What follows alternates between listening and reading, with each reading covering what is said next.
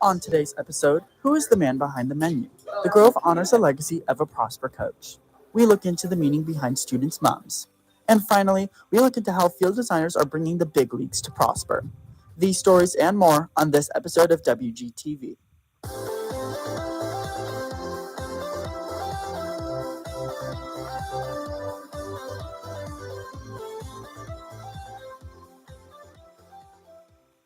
Good afternoon, Wildcats, and thank you for tuning into this episode of WGTV. Live from the Grove, I'm Tyler Medeiros. And I'm Sharika Call. We have many exciting stories coming up, but before we hop into them, Sharika's going to catch you up on what's been happening at the Grove. Sharika? Thank you, Tyler.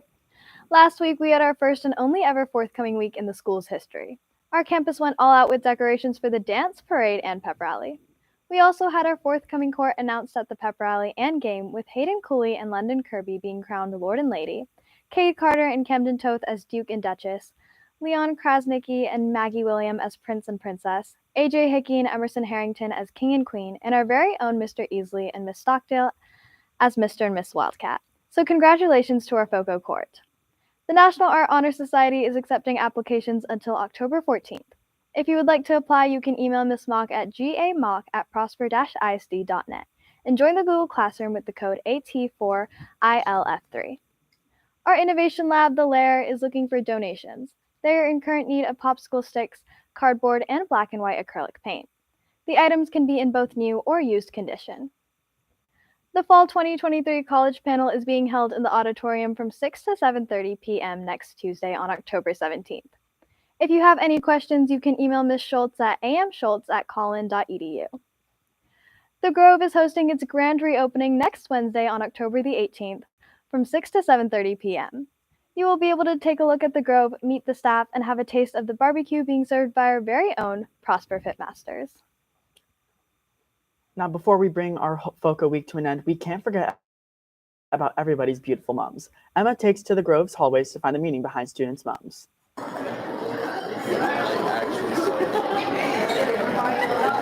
Moms are known for being a Texas homecoming tradition. However, they are also used to express people's interests. I think it represents me because I'm in choir, so there's music stuff. I love music. I know there's music ribbons on here.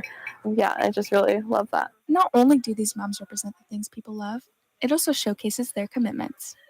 I think my favorite thing on my mom has to be my whenever it shows my different clubs. So right here it should say Hope Squad, and then also over here I have a thing that says Student Council. These personalized designs help keep text heritage alive. For WGTV, I'm Emma McQuitty. It's always great being able to see the intricate designs each mom has to offer. Our cafe here at the Grove was already special due to the fact that it is student-run. But by dedicating it to Tim Hardy, who was first a parent volunteer and then joined PISD staff, it's gained a greater meaning and made the cafe even more unique. Hudson Acosta has the story.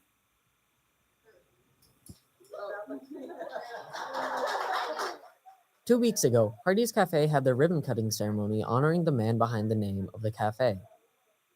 When I think about Coach Hardy and I think about what he's done, there's a lot of Coach Hardy in each and every one of our employees, the way that they love kids and take care of kids and truly care about this district. There was no other name other than Tim Hardy. This had to be Hardy's. Coach Hardy had been a part of the district for a very long time and helped create the foundation and left a lasting impact on Prosper ISD. They not only wanted to name the cafe after him, but also wanted to capture Coach Hardy's essence as a person. So the biggest thing that I saw over here at the cafe is he used to always say every day's a holiday. So if we asked him how he was doing, his answer was always every day's a holiday.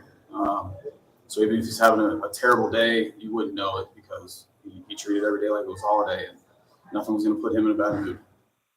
The staff has gone above and beyond to make sure that they can honor the man Tim Hardy was, the overall structure of the cafe.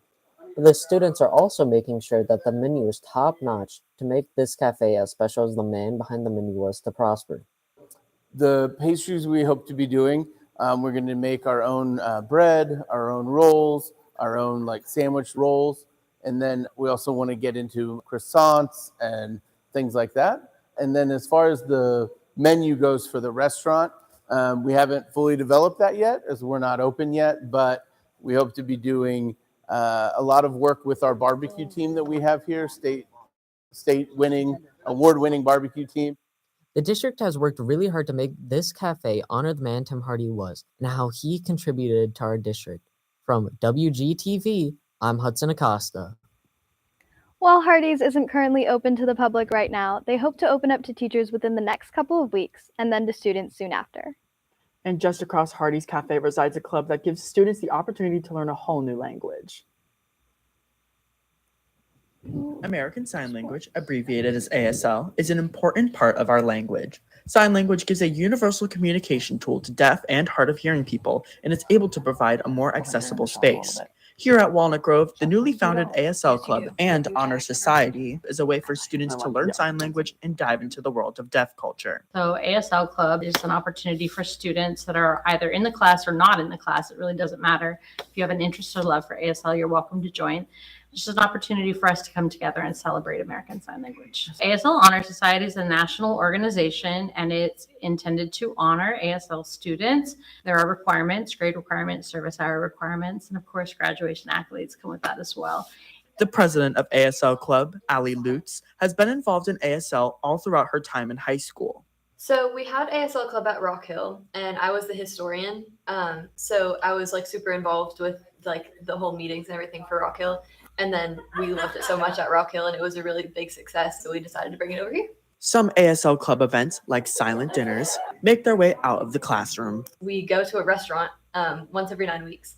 And from the second you walk in the door to the second you leave, it's all voice off. You're having to order using your notes app on your phone or like writing it down or something, especially like if the worker doesn't know sign. You kind of have to embody as if you're the deaf person in the situation. So it's a really special event, and that's probably my favorite thing that we do. ASL Club and Honor Society provides an opportunity for ASL lovers and ASL beginners alike to appreciate the language and reach into a community some are unaware of. The club plans to meet again after school on October 12th, and their next silent dinner is November 9th. For more information, you can join the club's Google Classroom with the code AXOMNUC. The club's Instagram is at WGHS.ASLHS. Shifting to another part of our school, these past 2 weeks, we've had a lot of sports action, as well as our forthcoming game. Olivia Cook is in studio to give you a recap on what our teams have been up to. Thank you, Tyler. Starting off with football. September 29th, our Wildcats traveled up to Anna to face off against the Coyotes. Our Wildcats struggled and unfortunately lost 52-7. Last Friday was our forthcoming game, where we faced the Episcopal School of Dallas. The Wildcats were able to keep the game close and had kept the lead for the majority of the game. However, they fell just short towards the end, losing 49-40. Football's next game is this Friday against Cathedral High School. Moving on to water polo. Our varsity boys fought hard against PHS, but fell short with a final score of 14-12. Varsity girls had a huge victory, winning 12-7. Both our boys and girls team made state playoffs. However, our boys team lost their first playoffs game 22-9, but the girls had yet another victory with a score of 18-6. In other news, volleyball faced off again against Lebanon Trail High School on the 3rd. The girls played a tough game, but ultimately were defeated 3-2.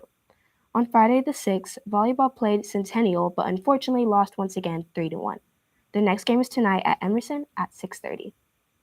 Moving to baseball. While their season hasn't started yet, they are still building their schools, but most importantly, their field. Alexander Balderas dives into our new baseball field's design. Yeah! 99.5% of all high school baseball players don't get the opportunity to step foot on an MLB field. But with the Walnut Grove baseball field's design, players get a feel of what it's like to play in the big leagues.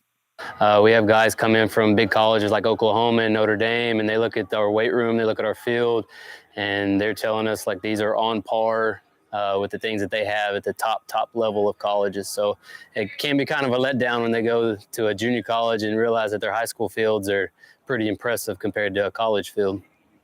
This field was not only made for players to feel like they're at the next level, but also to make sure that they know what it's like to be a pro ball player. It sets a standard to what is expected. Like the boys are going to have the best of the best. They have a facility that is second to none. And so the expectations that they come out there and they put up the effort that is second to none. And they are able to produce and show everybody that they deserve a field like this. The players and coaches understand how fortunate they are with their field and make sure to cherish it every day. I mean, just coming out here every day, having everything available to us. We have so many opportunities here, and really, it's just an opportunity to get better every day coming out on this field. The baseball team is ready for their inaugural season this spring and is ready to prove they deserve this awesome field. For WGTV, I'm Alexander Valderas. While baseball season doesn't start for quite a while, they have already taken to the fields and put them to good use, which has helped in training their players better off to start for the season. Well, that's all we have for today's episode. For WGTV, I'm Olivia Cook. I'm Sharika Call. And I'm Tyler Medeiros. Thanks for watching, and remember, Wildcats set the standard. I think that was really good.